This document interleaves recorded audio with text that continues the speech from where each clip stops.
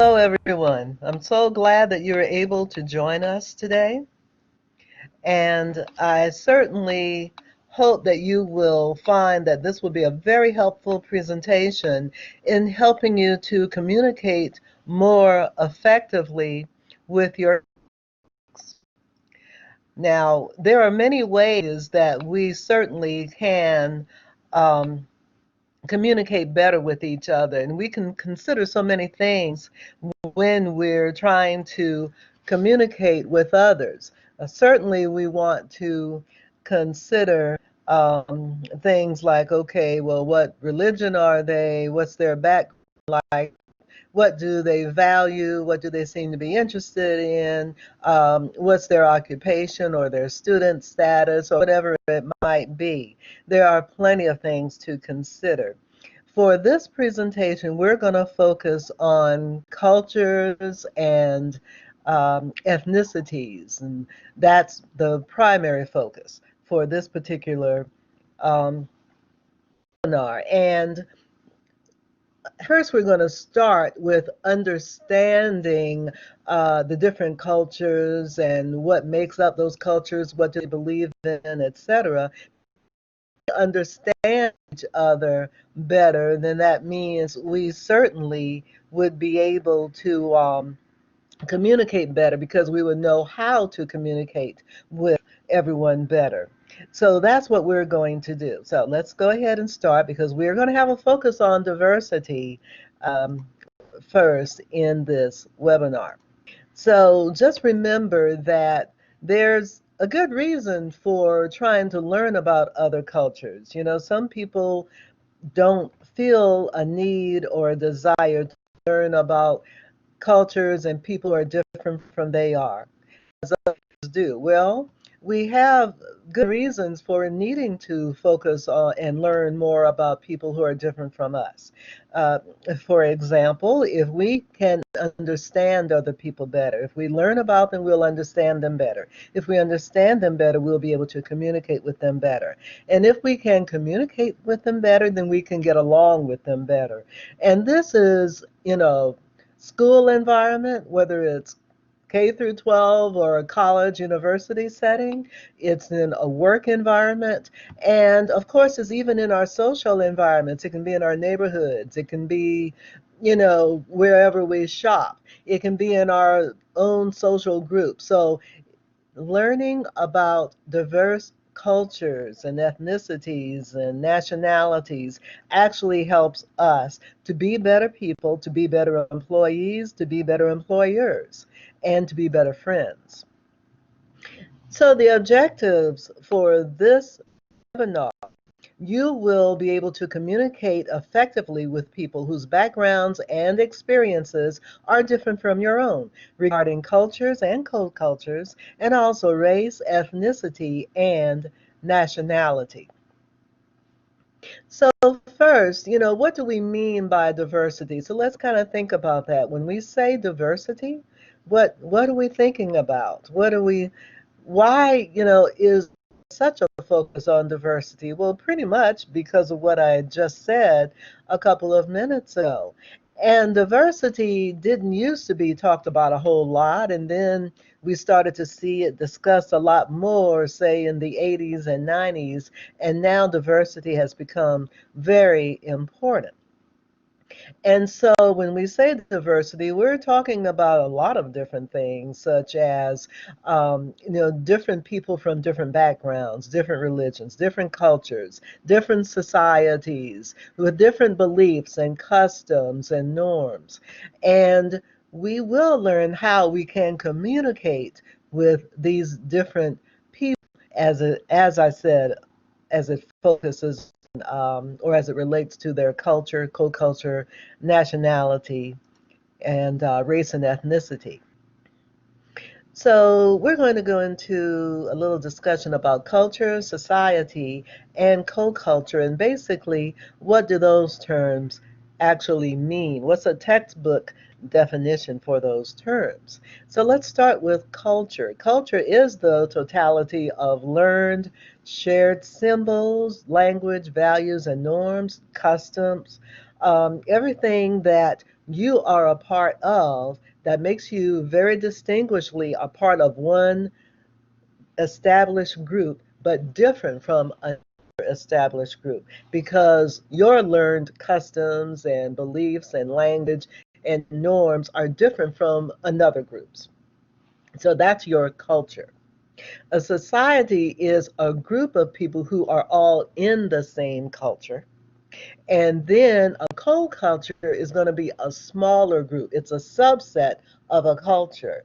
And so people who are of the same co-culture do certainly share the same customs and norms, but they also share very more specific mutual interests and characteristics besides national citizenship or heritage that make them perhaps a little different from the larger culture, but a part of a smaller culture within that larger culture. That sounds a little confusing, perhaps.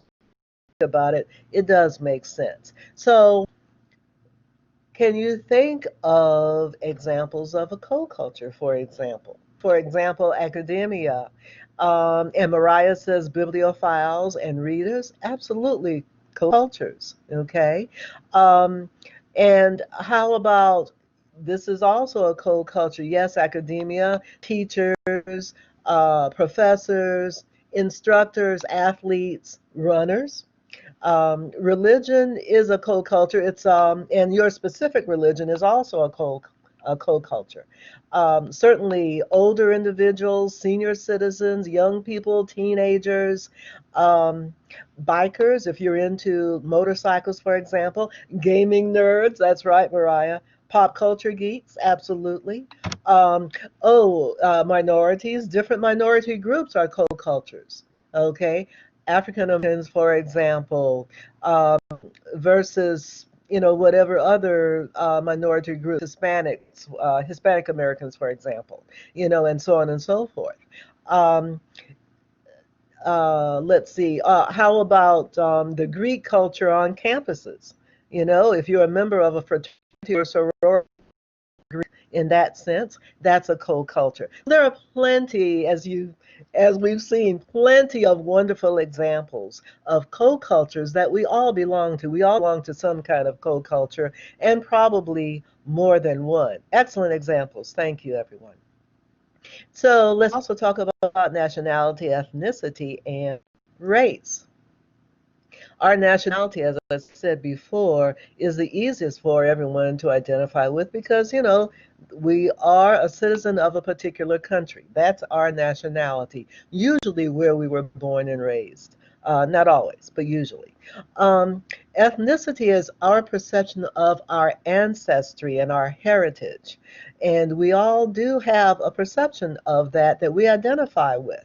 The characteristics of our heritage with which we identify, and also not just that we identify with them, but how strongly we identify with our ethnicity. Some people identify with their ethnicity stronger, more strongly than other people do. Um, and then our race. Race is more of a physical construct, okay? Because it's differences in physical characteristics like eye color, hair color, the color of our skin, our bone structure, especially in our faces, like the cheekbones, high cheeks or not, for example. Um, a lot of people uh, identify others by their race, of a particular race, by the way they look, and especially when it comes to the facial structure, the skin color, hair, so on and so forth. Okay. Okay. Now, so let's talk about how different cultures differ from each other. So, example, cultures can be either individualistic or collective. I don't know if you've heard these terms before. When we think about an individualistic culture, we think about cultures where the people feel more that thanks, Catherine, that they are more self reliant and they believe in independence, asserting their opinions, their independence, And they feel that they really owe more to themselves and trying to acquire um, status, for example, trying to acquire material goods, obviously earning an education, a really wonderful job, um, and they are more self-sufficient. Whereas with collectivistic cultures, the mentality is more like, okay, I am going to be a little more humble, and I am going to think more about the greater good for the entire community, my entire family, for my entire society. What's good for them, for my neighborhood, for my community, my workplace, my employer, what's good for them. So if you were raised in a collectivistic culture, you probably are going to be less likely to be interested in giving a speech, for example, because it would make you feel very uncomfortable, because you would be putting yourself out there with a lot of attention on yourself, which you probably would not welcome. Whereas individualistic cultures tend to foster people wanting to put them and being willing to put themselves out there more, um, very interested in making speeches and presentations and so on. They have no problem with that usually. Although, just remember, I know that I'm giving you examples of these terms. Remember, there can always be exceptions to the rule. So I say that not only when it comes to individualistic or collectivistic cultures, but also when it comes to other things that I'm going to talk about today. So there are always exceptions to rules. Don't forget about that. But anyway, and also let me give you an example when it comes to individualistic culture versus collectivistic culture. Let's say, for example, that you go someplace and you need to, as this um, diagram shows on your screen, if you can see it, um, if you can see it on your, if you can see it, if you have a screen and you can see it visually. And you see there's a group of people who are standing in line. The first person is up to the counter talking to the person behind the counter, and there's a sign that says pick up. So apparently someone is that line, those people are there to pick up something. It could be a package at the post office, it could be something at the bookstore or at any store, but you notice that people are standing in line, one behind the other, and they are all waiting their turn to go up to the counter to pick up whatever it is from the person working behind the counter. That is an individualistic culture. Collectivistic culture would be kind of the opposite in a way, because instead of there being one line with people, one by one standing behind each other, usually in collectivistic cultures, you'll have the whole group of people all there up at the counter at the same time. So you've got that one person working behind the counter, perhaps, but then you would have a group of people standing in front, and then that might be a little more challenging for the person behind the counter to try to figure out who they're supposed to help next or help first. But everyone is there pretty much together in a group, not really in a line. Whether it's a straight line or a curved line, they're not really in a line. They're just all grouped together right up there around that counter. And that does happen, and I've experienced that myself, even working at USC. I've seen the differences there among some of our students from different cultures, for example. But that's one example. You may be able to think of some other examples also yourself. Also, cultures can be either low context or high context. And when we say context, we're talking about, of course, in communicating, How direct are they? Are you going to have to, if you're communicating with someone, are you have to figure out what they mean by, not necessarily by the exact words that they use, but maybe by other things like the body language, facial expressions, tone of voice, things like that? Or can you determine what they mean exactly from the words that they've used because they're so direct? Well, in low context cultures, people speak more directly, so that you don't necessarily have to use body language and facial expressions and word inflection and so on, vocal expressions, in order to understand what they're saying, although they can be helpful. And the United States is considered a context culture, along with Canada, Israel, and Northern European countries.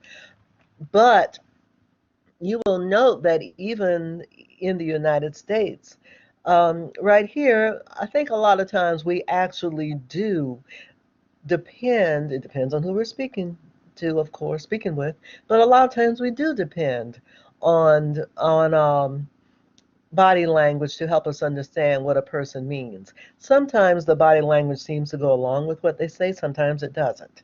But we're trying to pick up those nonverbal cues very often when we're trying to understand that. However, I think the fact that in recent years, like the last 10, 20 years, many classes and workshops that focus on body language and nonverbal communication, I think the reason for that is because the United States has traditionally been a low context culture, and we're trying to learn from the high context cultures. We're trying to learn that body language and nonverbal communication are important, and we can communicate better when we consider things other than only the words people use.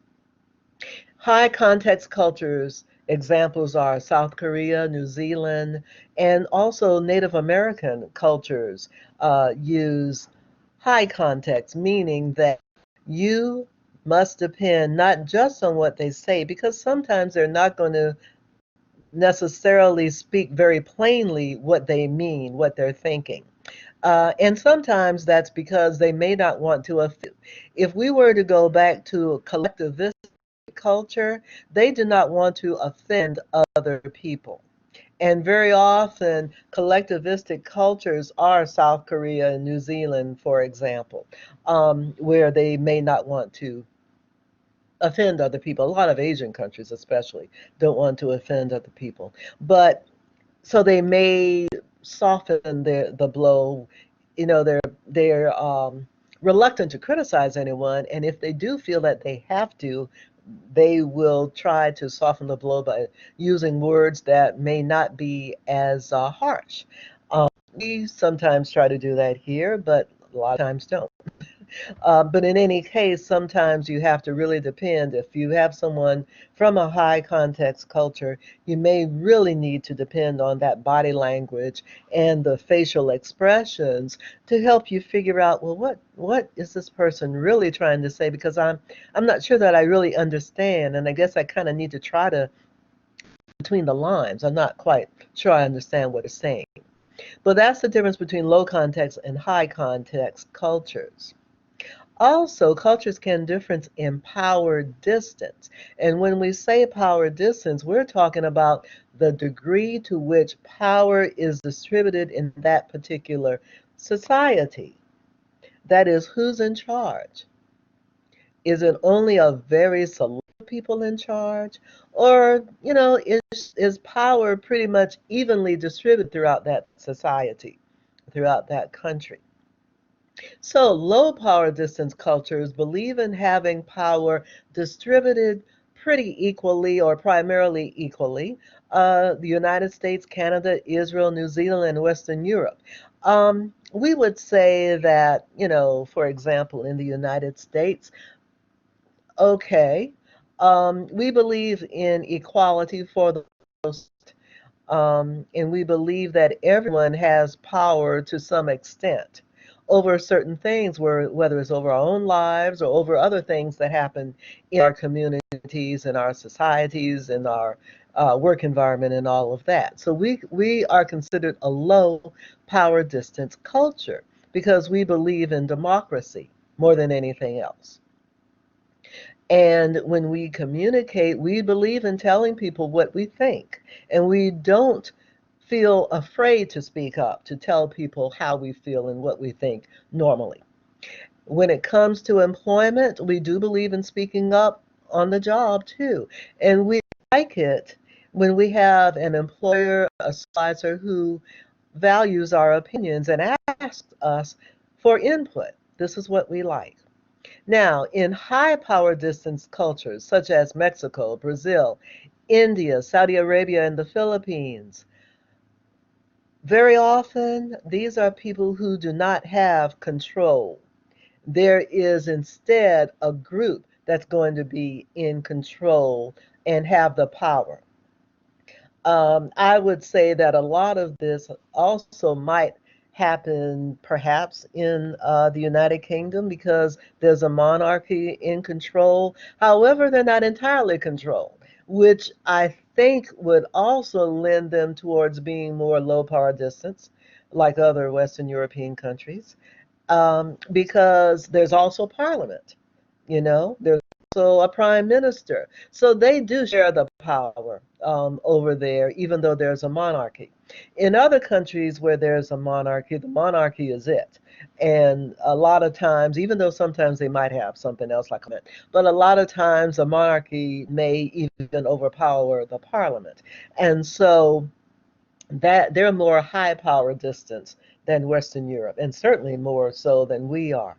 Um, they do not necessarily ask for or want input from their citizens.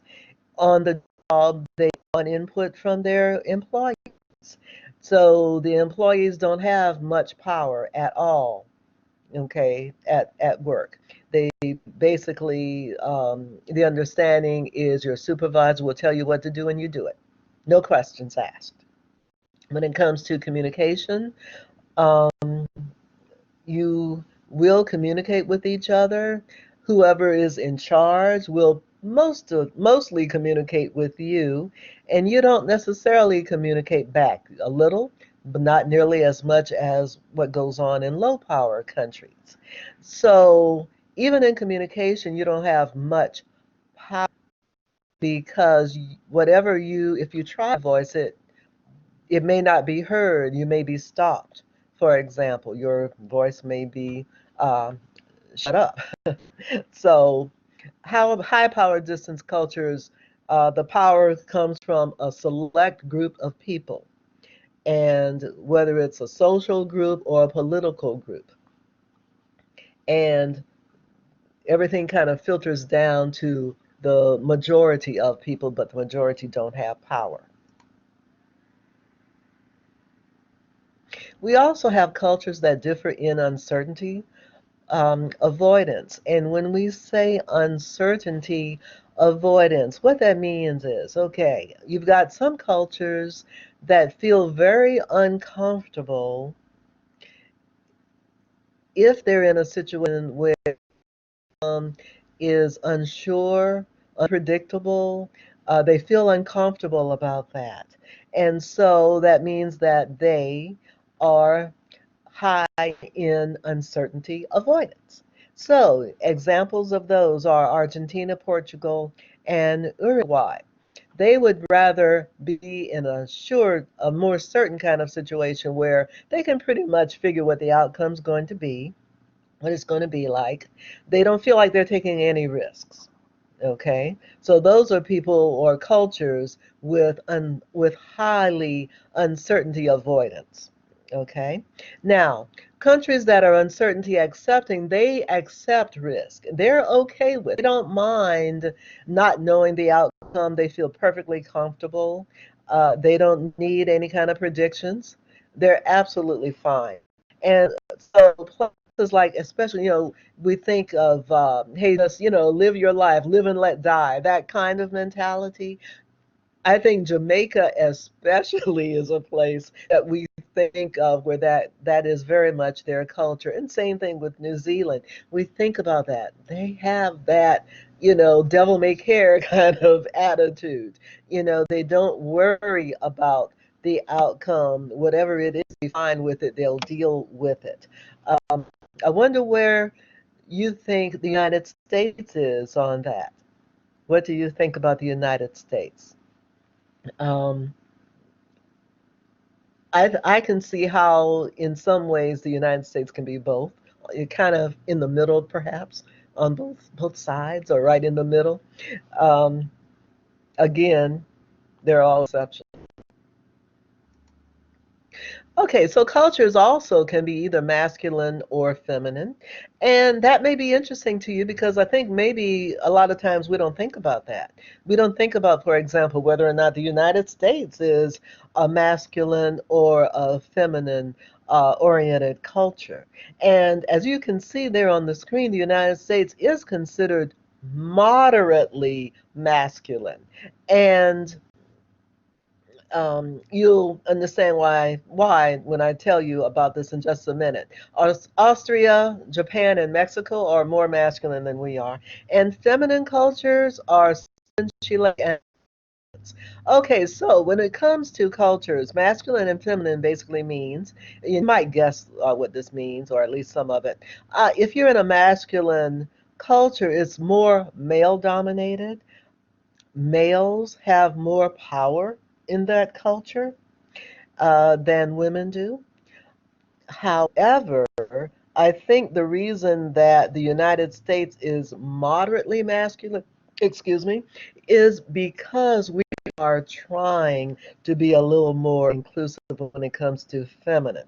Now, feminine cultures are more nurturing, more caring of others, whereas the masculine culture is more of a me first kind of attitude very often. Feminine culture is more everybody. Yes, I care about me, but I care about you. And I want to help you. And they are more likely to choose careers usually where the feminine culture, you have a lot of careers that are going to be very socially conscious. Well, we have a lot of socially conscious people here in the United States too. So again, we're moderately masculine and we do care about the greater good very and we're moving a lot more towards that, I believe. So one thing that I should note for you, cultures change. And even though, and that's why we see that's changing with the United States, even though a culture might be one way, say, in this decade, the next decade it might be changing in another direction, in the opposite direction. So cultures can change, usually though it takes decades to change. So change comes, but it comes slowly, usually. When we talk about cultures, certainly there may be examples where it's a little bit faster, but usually it takes slower for cultures to change. Um, Also, when you think about the emphasis placed on families and placed on your personal time, that's more a feminine culture thing than a masculine culture thing. And that would explain, for example, why in uh, I agree, Rasha. We need to speed up. Social media needs to speed everything up. I agree. That's why, for example, in Sweden, for example, I believe it is, where they, uh, when it comes to family leave, like if you have children and you want to spend time with your newborn, well, in the United States, I believe it's only 12 weeks that you get, and the leave is unpaid very often. I think your work, depending on where you work, you're paid for a certain length of time, but then, and which is usually not going to be the 12 weeks, but then after that, then the Family Leave Act goes into effect, but it's unpaid at that point. Whereas where I think it's Sweden, where excuse me, where you are paid 12 weeks unpaid if you're employed. Thank you. Thank you. Um, but in Sweden, it's 18. Thanks. It's 18 weeks that, I'm sorry, 18 months, 16 months, 18 months that you get off. And that's months, not weeks. And both males and females are expected to take that time off, and it's paid.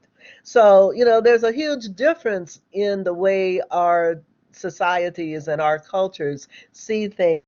One, that's usually considered an example of a feminine culture also because it's a little more family oriented. So, good examples, and thanks to everyone who's sharing information in the chat box. Also, social norms and customs vary from culture to culture, and I think we pretty much know this. We do have societies, for example, that vary in levels of touch and proximity. How close, for example, do we want to get to others? How much do we touch others? Aha. So, in high contact cultures, which the United States is not necessarily considered, although I think this is an example where we're starting to change a little bit too. But high contact cultures, in those cultures, you are more likely to stand and sit closer to people when you're talking, and you're also more likely to touch each other when you're talking. Okay?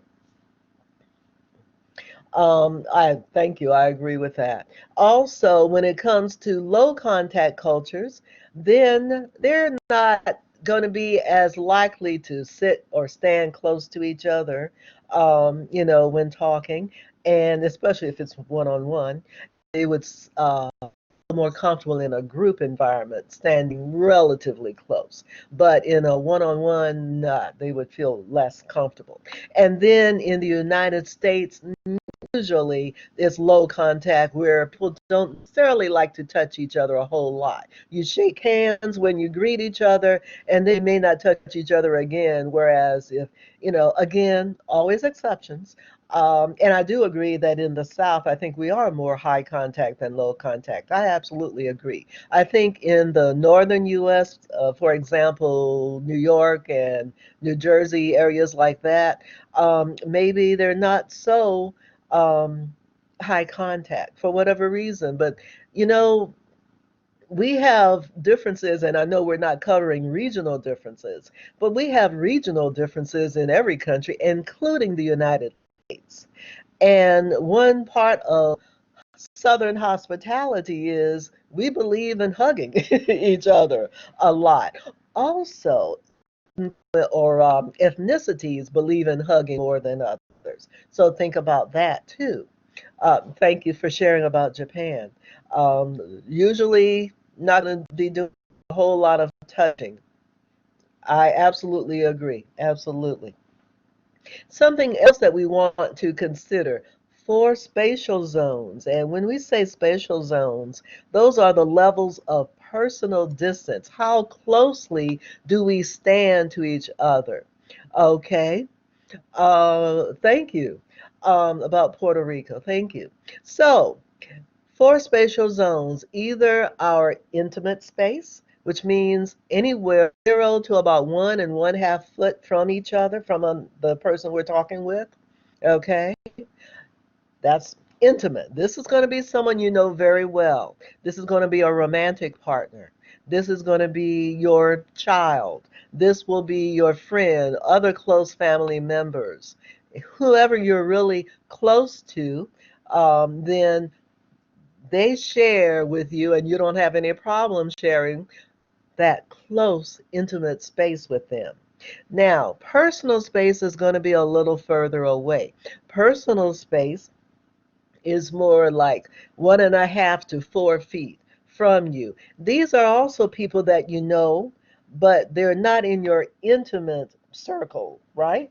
Okay, so that means then that these people are going to be like your acquaintances, people that you work with who have not necessarily crossed the line and become close friends. A lot of times, people that we work with can become our best friends or at least close friends. Sometimes not. A lot of times, they're more like acquaintances, okay? And other acquaintances too. It's not just people that you work with or acquaintances. Other colleagues and so on can be acquaintances. Then, and also family members that you're not necessarily close to.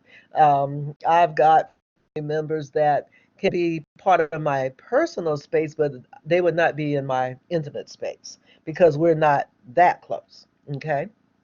Social space. So, social space are going to be other people, and this is going to be usually from about 4 to 12 feet away from you. And um, thank you, Alexandra. Yeah, there does need to be a 6 foot COVID space there. Oh, thank you.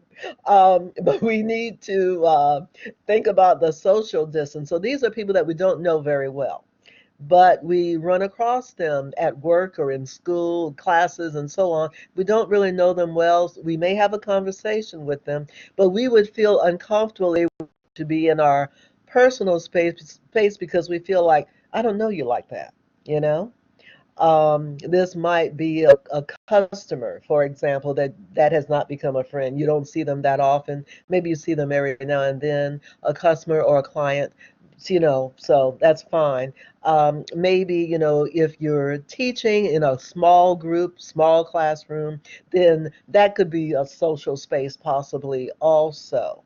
A small work environment could possibly be a social space. But more than likely, these places would be in our public spaces because we're talking about anywhere from, let's say, 12 feet to plenty of feet, 12 to 25 to 100. They could be a lot further away depending on what you're doing. If you're teaching a moderate sized class, then that's a public space. It's not a small class, but moderate, 50, 60, 70, kind of a public space. But if you've got a really 100, 200, 300 people in a lecture hall, that's definitely public space where you are, let's say, on a stage, or you feel like you're on a stage, and the students are in the graduated seating where it goes up and up and up per aisle or per row. Or maybe you're making a speech, or let's say that you're acting on a stage, you're performing, you're a musician and you're performing. So that's considered public space, and people can see you, and you can perform well in front of them without their view being obstructed usually, and they're far enough from you where you're okay.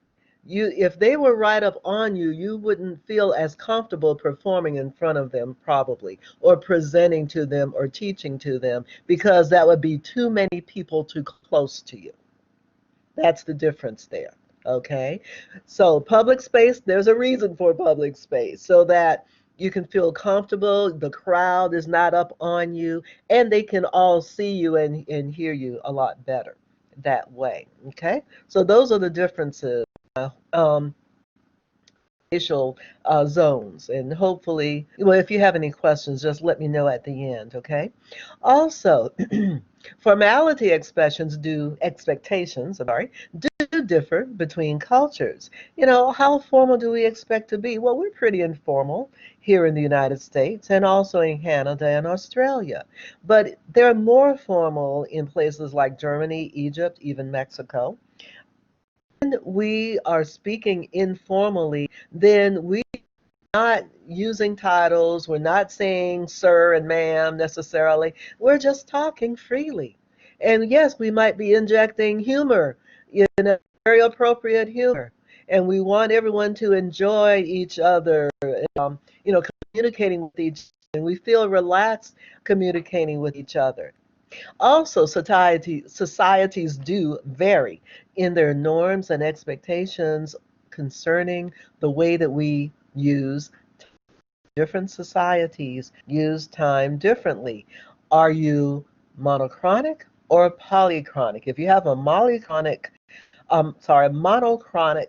concept of time, then you're thinking that time is pretty rigid, and that's why you do everything based on what time it's going to be. You make appointments to do certain things. For example, time, there's a certain time to be at your doctor's office, or to meet with your supervisor, or to meet with your class, or whatever. And if you're late, that's not considered a good thing. And you, depending on the situation and depending on the people you're meeting, then they be, checking the time. Okay, how late is this person going to be? When are they going to show up? They're not on time. And so that time factor is very important, and tardiness is looked upon very negatively. So that's monochronic. However, if you have a polychronic concept of time, then your concept of time can be very fluid. Thank you. Can be very fluid and very relaxed. And you feel more like, we can kind of manipulate the time. We don't have to worry much about it. You know. So, for example, polychronic concept of time. We think about places like Latin American, the Arab part of the Middle East, and sub-Saharan Africa. We think about places like Jamaica. And even though the United States is considered monochronic, I would say that Hawaii is pretty different. Okay, that's my concept of Hawaii. It's going to be very different. In general, Ireland is polychronic. Thank you for sharing that with me. Thank you. Yes, and Emily agrees. Thank you so much. Also, Germany and Switzerland are considered monochronic as well. Okay, so it's interesting. When we talk about time, we talk about things like, let's save time. Let's see, time is money. The things, phrases like that, which you know how important time is to us. And it's usually monochronic people or cultures that have phrases like that. Whereas the polychronic don't seem to worry as much about it. They don't worry about time. It's like, you know what? Arrive for that meeting when everyone gets there, whenever it might be. Yes, we said that we would meet at 11 o'clock, but if people, if the last person we're expecting, if they don't arrive until 11:30, that's okay. We're not going to worry about it. We'll get started when we arrive. And when we get started, we'll just get started. Hey, very relaxed kind of attitude, which it seems to me is a lot less stressful. I think that very often here in the United States, as well as in other countries that are primarily monochronic, we worry a lot about time, and that causes a lot of stress. If you think about, for example, your morning routine and the rush hour, we even say the rush hour where we're driving to school, driving to work, and we're on the road with everybody else. And you know how stressful rush hours can be. And then after our work day, school day is done, then we're driving home. That's another rush hour. And think of all the accidents we have. Absolutely. And I agree, Mariah. It is a problem that we have made for ourselves. We shouldn't be doing this. Thanks, Alexandra. We shouldn't be doing this. Why we do it for ourselves? Our level of stress is so high here in our culture, so high. And we did it to ourselves. Okay, we need to become more polychronic, to be honest, because I think they have a lot less stress. If you think about the fact that you've got European countries like Italy and Spain, for example, that go on siesta in the middle of the day every day, including work days, right? They don't worry so much about time. They take time to relax. They go home, they go home. They eat their meal in their midday meal, and spend a little time relaxing at home, perhaps with family or not, and then, and then go on home. Thanks, Charles. Sleep in parks, okay? Um, but I think that they have a lot less stress for that very reason, because they have a completely different set of time. Okay, so think about things like that. And you guys are bringing such wonderful examples. Thank you. Thank you for sharing. Thank you for sharing. Wonderful examples. But yes, we need to kind of change our thinking, in the way that we view time for our own health, okay? Our own sakes, our own health. We need to think about things like that. Okay, so now we want to start thinking about, okay, some tips as to how, we've got this background information, right? We've covered all this stuff. And so we're all a little more enlightened about different cultures and co-cultures and so on, and what makes us different or similar in various ways. So let's talk about tips as to how we can communicate with each other more effectively and okay. So one thing we want to do, what do we want to do? One thing, cultivate cultural awareness. We've just done that already, right? So we're already off to a great start. Also, honor your own cultural values, because certainly we all know that we have cultural values, and nobody is saying we need to deny them or dishonor them or disrespect them. No, absolutely not. We all need to be aware of our own cultural values. But we also need to learn about the cultural values of others, and we need to honor and respect those too. This makes a better world, a better work environment, a better school environment, a better neighborhood, a better community, and so on. Okay? Thanks, Mariah. You're on to me. Okay. Also, we want to honor the cultural values of everyone else, right? So that's what we've been saying. And try to understand that there really are legitimate reasons for everyone's values. Every culture, every society, there are reasons why we value the things that we value, even if they're different from those of another culture. Okay, so we need to try to understand that even if we don't know what those reasons are, there are reasons that they feel are very legitimate. And try to, thank you, Sudipta, and try to adapt our behavior to other cultures as appropriate. So, what that means, of course, is when we are speaking and working and in classes with and encountering people of cultures that are different from ours, in co-cultures also that are different from from ours, we need to recognize that they may have some differences ours, and we need to make sure that we're respecting those differences and honoring those differences. And hopefully they're doing the same with us. They're reciprocating with us. And if we need to adapt our behavior, then we do. For example, if we are meeting with someone who prefers to um, not with a handshake and certainly not with a kiss, but they prefer to bow, then what's the harm in bowing back, right? You go ahead and bow to them also, because there's no harm in that and you are honoring them. Okay? Also, you want to see experiencing different cultures and diversity as an opportunity for you to learn and grow. It's an opportunity for all of us to learn and grow. There are people who don't want to learn. We know that, right?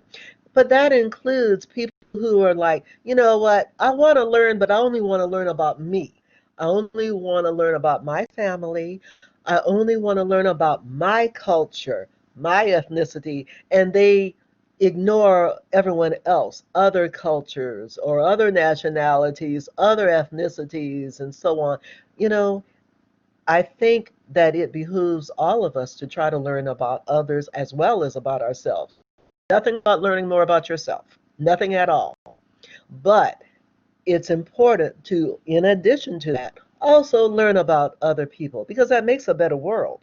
It makes a better workplace, it makes a better society, and so on. It makes it better for us to get along with each other more. All right? So let's learn from each other and learn about each other also. And that helps us to communicate a lot better. that we do become better team members and leaders when we learn about people from other cultures. Very important, okay? Better employers, better employees, better everything, all right? Realize that people of all do like to be treated as individuals. They do. So even when you have this knowledge about the group, the larger culture, also remember people are still individuals. And just like I said before, there's always an exception to the rule. So don't be terribly surprised if you have in mind, okay, I'm meeting this person from this culture, so they're probably going to be like this. And then in your conversation and dealings with that person, you start to find out, you know what, that person really isn't what I expected or the way I expected him or her to be. That person actually is more like me, for example, or more like this other person. So treat everybody as an individual, not a stereotype. All right? Remember that. We're not stereotypes, and stereotyping people is very counterproductive. So let's not stereotype everyone, treat everyone as individuals. And also remember that although we do belong to a certain culture, we do still like to be recognized for our own unique personalities and abilities and skills and talents and our contributions, our character, our values and opinions, and so on. Okay? Remember that. Also, ask non-judgmental, open-ended questions and then listen carefully to the answers. Sometimes when people ask you questions, you can tell that they're actually judging you with a question. Don't do that. Don't do that. Try very hard not to do that. Just try to have an open mind, and for the questions that you ask, try to make them open-ended and make it so that the person that you're asking the questions of do not get the impression that you're judging them in the question that you're asking. Okay? I think you know what I'm talking about. Also, avoid cultural centrism. I don't know if you've ever heard that term or not, but cultural centrism is the belief that your own culture is superior to the culture of all others. And there are people like that. We want to avoid being that way. So avoid cultural centrism. Do not believe that your culture is better than everyone else's culture. Also avoid project cognitive similarity. And that means that you might have the tendency to assume that other people share your cultural norms and values. Just because you have these particular cultural norms and values, others may or may not. So don't assume that everyone does just because you do in your culture. All right. And then you want to also avoid outgroup homogeneity effect. And that means the tendency to think members of other groups are all the same. And we've already kind of hinted at all of this before.